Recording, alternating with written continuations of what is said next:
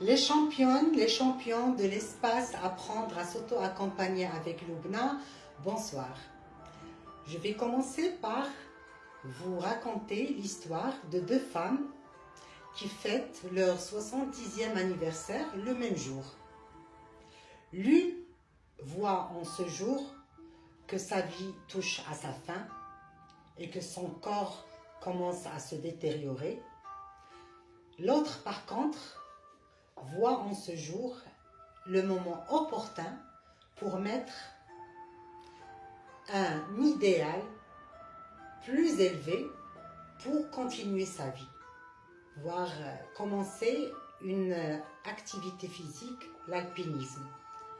Et d'ailleurs, cette femme, à 90 ans, elle était la plus vieille des femmes qui a escaladé l'un des plus grands monts les plus puissants dans le monde. Alors, à chaque fois qu'on est confronté à un événement ou des événements, notre cerveau se pose deux questions. Est-ce que cette action va me procurer de la douleur ou du plaisir? La deuxième question, qu'est-ce que je dois faire? C'est le cerveau qui parle. Qu'est-ce que je dois faire pour éviter la souffrance ou bien obtenir le plaisir? Alors la réponse à ces deux questions dépend de nos croyances. Sachez que, par exemple, pour les décisions que ces femmes ont prises, émanent de leurs croyances. Qu'est-ce qu'une croyance? Une croyance, c'est une certitude.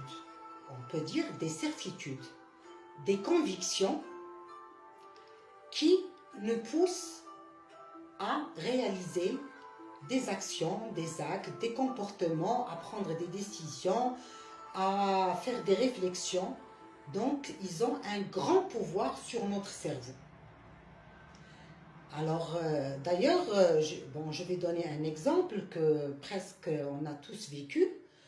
Dans les écoles, lorsqu'on a été apprenant, on peut prendre, on a vu un enfant qui apprend vite, ou que les professeurs ou les enseignants jugent qu'il apprend rapidement parce qu'il arrive à avoir de bonnes notes,